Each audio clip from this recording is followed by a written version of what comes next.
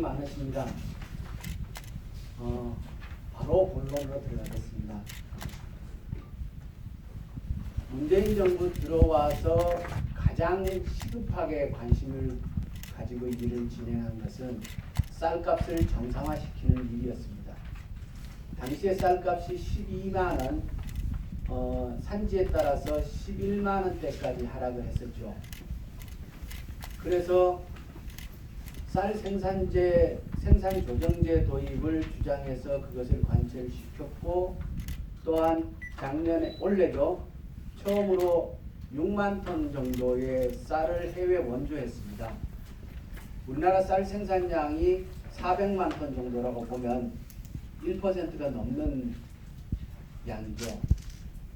그리고 작년에 저희들이 평가하기에 가장 의미 있었던 행위는 쌀의 조기 시장 격리였습니다.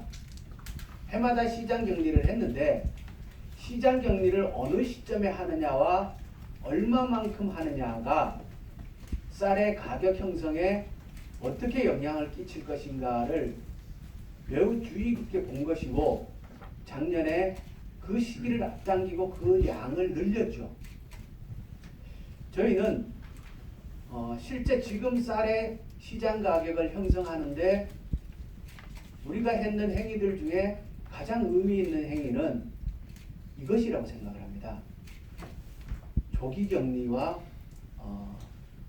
충분한 격리, 이것이 쌀값 형성에 가장 효과적이구나 라는 판단을 사실 한 겁니다. 우리가 이제 문재인 정부의 농정 공약을 얘기할 때 공익형 직불제의 대폭 확대 얘기를 했습니다. 얘기의 근거는 이렇습니다. 대한민국의 농업 예산 중에 직불제 예산의 규모는 약 15% 정도 됩니다. 유럽의 직불제 규모는 70%입니다. 평균이. 스위스는 농업 예산의 80%를 직불금으로 쓰고 있죠. 그래서 우리도 예산 체계를 바꾸어서 직불금의 비중을 임기 중에 비약적으로 늘려나가자. 그래서 농업 예산이 엉뚱하게 사업자들 이익, 결국 도시자본의 이익이죠. 이렇게 귀결될 것이 아니라 농민들 주머니에 바로 들어갈 수 있도록 농업 예산의 쓰임을 바꾸자 라는 생각이었고요. 현재 평균적으로 보면은 1년에 직불금이 1조 5천억 정도가 들어갑니다. 가장 많이 나갔을 때가 1조 8천억이었습니다.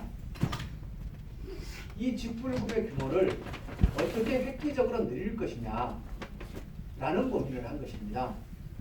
마침 올해가 5년마다 한 번씩 돌아오는 쌀의 목표 가격을 변동시키는 해입니다.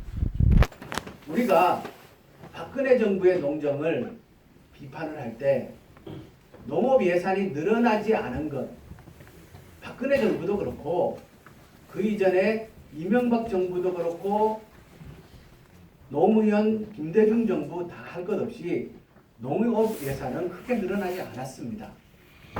다른 예산 총 규모가 늘어나는 것에 비해서 농업 예산은 정부 차이 별로 없이 다 제자리 걸음이었습니다. 그런데 박근혜 정부는 그 농업 예산 중에 약 3조 가까운 돈을 불용시켰습니다. 예산을 세워놓으면 뭐합니까? 실제로 쓰지 않고 불용시키는데 그 예산이 2조 8천억, 2조 5천억, 해마다 2조가 넘었습니다. 실제 농업 예산의 총 규모가 15조 정도밖에 안 되는데 3조 가까운 돈을 불용시키면 이건 완전히 속이는 거예요. 그래서 그 부분을 저희는 주목을 한 거고, 문재인 정부 들어와가지고 불용액을 어떻게든 줄이자. 불용액을 줄여서 예산 총 규모를 못 늘리는 한이 있더라도 이건 쉽지 않으니까. 이건 쉽지 않으니까 늘리지 못하더라도 불용액을 줄여서 그 총 규모라도 농민들에게 바로 돌아갈 수 있도록 예산 편성을 하자라고 했고요. 실제로 여러분들이 살펴보시면 아시겠지만 문재인 정부 들어와서 농업 예산에서 불용액은 현저하게 줄었습니다. 지금 1조 이하로 떨어졌습니다. 그런데 해마다 불용액으로 발생하는 예산 중에 가장 큰 몫이 뭐냐? 변동직불금입니다.